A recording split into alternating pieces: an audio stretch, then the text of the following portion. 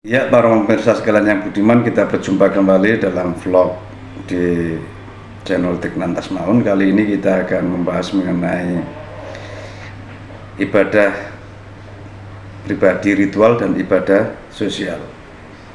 Sama-sama pentingnya, tapi ibadah sosial adalah buah dari kesalahan pribadi kita.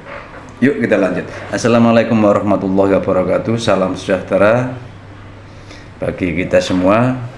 Salam rahayu bagi kita semua. Para pemirsa sekalian yang budiman, alhamdulillah wa syukurillah wassalatu wassalamu ala rasulillah. Puji syukur pada Allah, kemudian salawat dan salam kepada baginda kanjeng Nabi Muhammad SAW. Para pemirsa sekalian yang budiman, seperti janji saya di awal tadi, kita akan membahas mengenai korelasi antara kesalahan pribadi dengan kesalahan sosial. Saya ingin mengawali satu pengetahuan syiri atau pengetahuan yang sangat mendalam sekali, yang ini menjadi pijakan kita semua. Sekali lagi, karena channel ini saya buat bukan dalam rangka channel agama, tapi channel ngaji roso, yaitu satu motivasi hidup yang kita gali berdasarkan roso pangroso kita, karena kita hidup di dunia ini memang dianugerahi oleh Allah, dipinjami satu roso yang lebih tinggi dari akal maupun nafsu. Jadi roso itu satu intuisi kalau dalam bahasa filsafat ya. Nah, para pemirsa sekalian yang budiman, di vlog saya yang terdahulu ada saya singgung mengenai Baitullah atau kiblat. Ya, Baitullah itu kan kiblat, menjadi pusat atau arah orang menyembah pada Allah. Oke. Yang pertama dikisahkan ada di Sidratul Muntaha sana, namanya Baitul Baitul Makmur, Bait Al-Makmur, menjadi kiblat para malaikat untuk sholat. Oke. Nah, yang kedua ditempatkan Allah di Baitul Maqdis, Palestina sana, Bait Al-Maqdis, Muqaddas, rumah yang suci. Kemudian ya, kalau di Baitul Maqdis itu pendapat umum mengatakan bahwa itu menjadi kiblat sembahyangnya orang Yahudi dan orang Nasrani. Enggak. Orang Yahudi kiblatnya kalau sembahyang tidak ke Baitul Maqdis, ya sebenarnya enggak, tapi lebih khusus ke namanya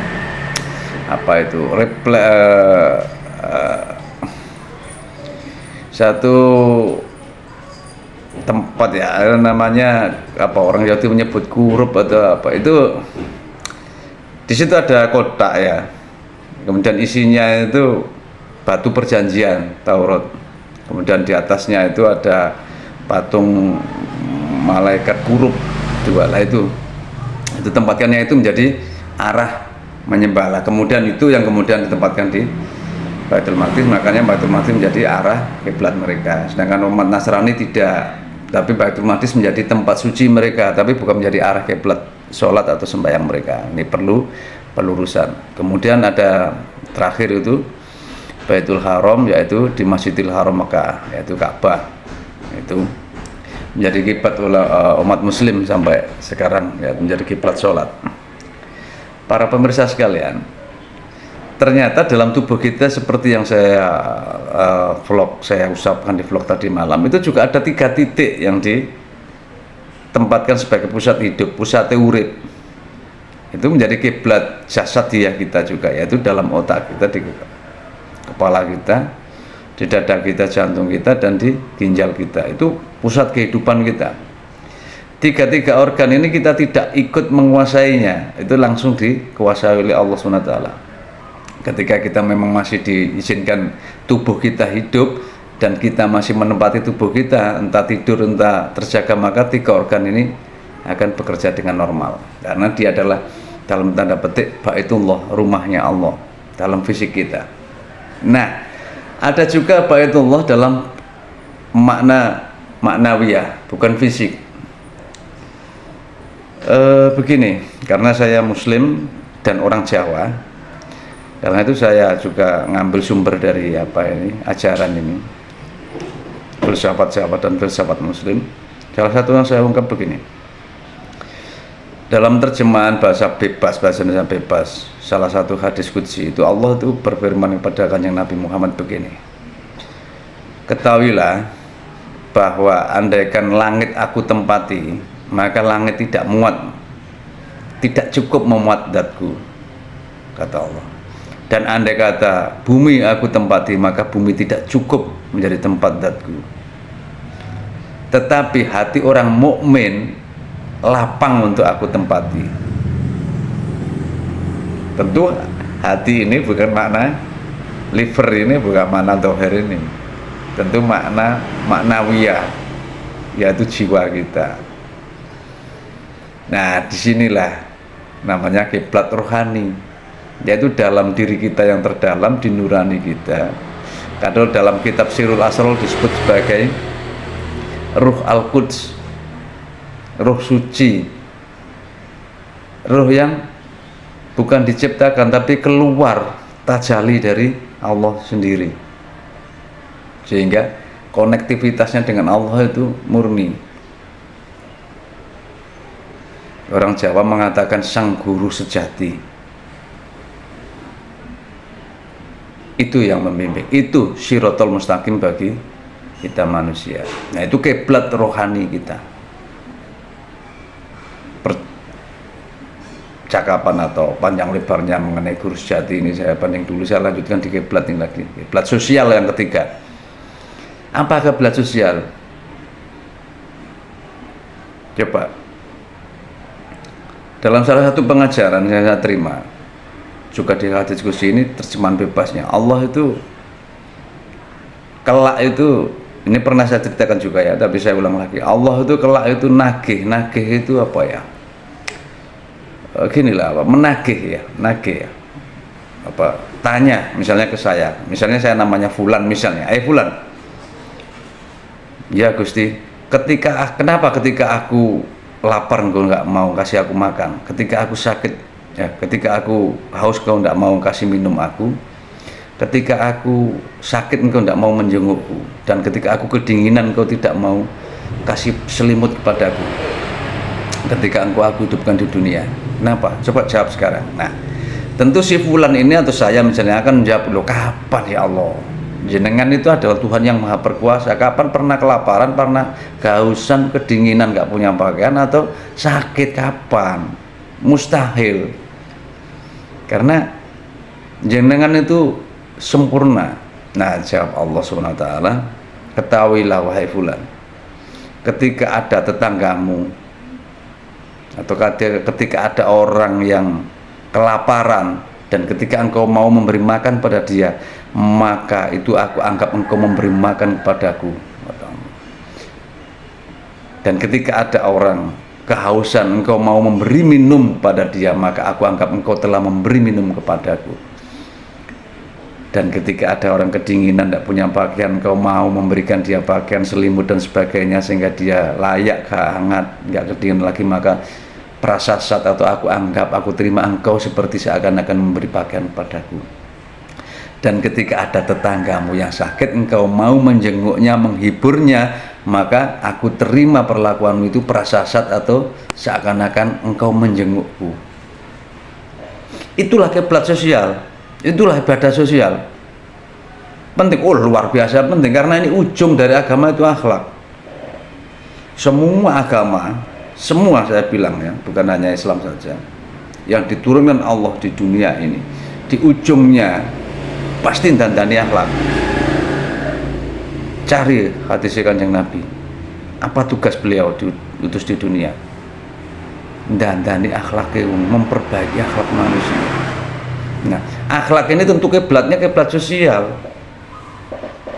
Ingat, jadi betapapun bagusnya kamu itu, Anda dan saya itu, jenengan dan saya itu, ibadah ritualnya, puasa, sholat, apa semua, tapi kalau ibadah sosialnya nol, ditagih sampai nama Gusti Allah besok.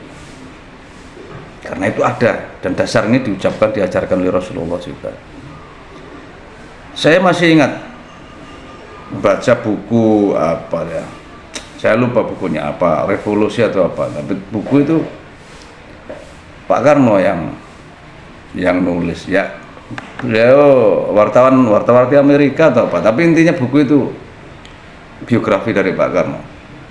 Beliau mengatakan, kalau ingin menjumpai Tuhan, jangan dijumpai di istana, jangan dijumpai di rumah mewah, tapi jumpailah di gubuk orang miskin.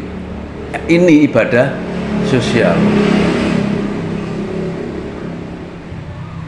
Ini ibadah sosial. Bukan ngarang. Jadi ada dua sisi ya manusia, sisi vertikal sama sisi horizontal. Yang vertikalnya itu namanya hablum minallah. Kalau di saudara-saudara kita ya, yang nanti saya sebut ya, tapi ini hablum minallah itu ke atas, kemudian hablum minannas itu yang menyamping. Kalau menurut guru saya bukan hanya hablum minannas, hablum minal jamil makhluk.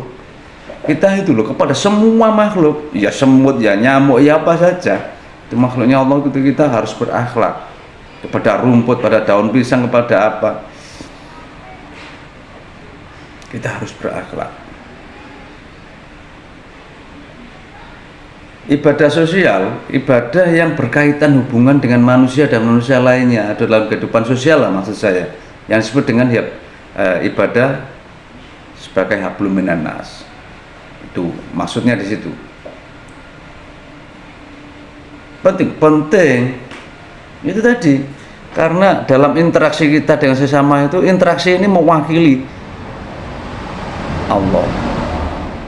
Sampai Allah tadi mengatakan, ketika engkau memberi minum orang, maka dianggap memberi minum pada dia. Sehingga kalau rumusan ini kita pakai, ketika kita menyakiti makhluknya Allah, yang nggak terima itu siapa? Ya Allah. Dan dia pemiliknya. Oke, sebagai gambaran begini aja. Ketika saya bertamu ke rumah Anda, kemudian istri Anda itu nyuguhin saya kopi atau teh, tapi itu terlalu pahit, saya nggak suka. Kalau saya mengatakan, wah apa ini kopi atau teh kok pahit begini, nggak bisa bikin teh istri kamu, sebenarnya saya itu memarahi tehnya atau memarahi yang buat?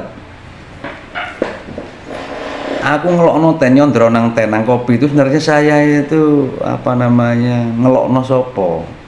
Saya itu mencibir siapa? Bukan teh, bukan kopi yang saya cibir, itu yang pembuatnya. Sama kita itu. Kalau kita itu sampai memperolok, merendahkan, apalagi sampai harkat martabat yang kita rendahkan, siapa saja, bukan hanya orang muslim, bahkan non muslim juga, atau bahkan makhluk selain manusia, entah semut, entah nyamuk atau apa saja, iya, yang nggak terima tetap Allah, karena dia pemiliknya. Jadi jangan mudah, jangan ngambil gampang ini. Kamu pikir muslim milik Allah, yang non muslim bukan milik Allah? Milik siapa? Allah yang punya. Kamu pikir nyamuk milik siapa? Semut milik siapa? Milik Allah. Allah yang punya. Ini yang disebut sebagai ibadah sosial. Relasi sosial itu justru itu menggambarkan relasi yang kedekatannya dengan Allah. Dan itu biasanya pembalasan Allah itu seketika, nggak usah nunggu 2-3 hari, 2-3 tahun, atau nunggu di akhirat, enggak. Kalau kita semena-mena pada makhluk, maka balasan dari Allah itu biasanya seketika. Sebaliknya kalau kita itu membahagiakan makhluk, maka balasan dari Allah juga seketika juga. Dan itu bisa Anda teliti dalam hidup Anda. Bagaimana ketika Anda menolong seekor kucing yang kehausan, atau menolong bahkan anjing, atau siapa saja, atau menolong manusia, Anda rasakan asal ikhlas, nggak usah harap balasan. Harap balasan ya sepepo hilang ya. Jadi para pemirsa sekalian, ini banyak orang umroh, iya bagus, itu ibadah ritual namanya.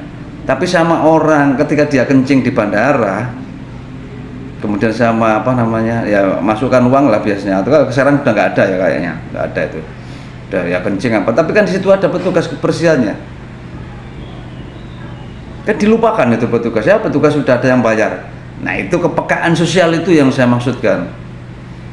Coba itu kalau memang namanya bisa ibadah umroh, kan punya uang lah, kebetulan ada sangu, coba kasih 10.000, 100.000 sama yang jaga apa itu loh. yang maksudkan ibadah sosial. Kalau dia gembira, bungah loh, kan padha karo bungahno Gusti Allah. Ini yang saya utarakan di sini sebagai ibadah sosial. Kiblatnya di mana ya? Kiblatnya di tetangga kita, kanan kiri kita, di sosial tempat kita berada. Ya ulas, kalau kiblat itu secara fisik itu mudahnya orang muslim itu di Mekah. Ya, saya ringkas saja, muslim itu di Mekah berupa Baitullah Ka'bah. Kita menghadap sholat ke sana sebagai arah, umroh ke sana, berhaji pun ke sana. Tapi ada, jangan lupakan bahwa ada kiblat lagi yang di fisik kita, bertempat juga di tempat tiga. Kemudian ada kiblat rohani, yaitu kalau Sirul Asrar mengatakan di ruh Al-Quds, di ruh yang sejati kita, itu guru sejati kita, itu Siratal Mustaqim yang bersambung pada Allah, itu kiblat kita, itu tempat kita ingat pada Allah, itu loh, tempat dzikir siri kita pada Allah. Dan satu lagi kiblatnya kiblat sosial, semuanya harus berimbang.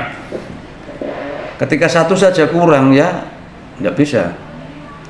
Anda sholat, Anda ritualnya oke, tapi kalau ingatan Anda itu hilang dari ingatan Allah, itu tidak ada sama sekali dalam diri Anda, itu kan berarti itu bentuk luarnya saja.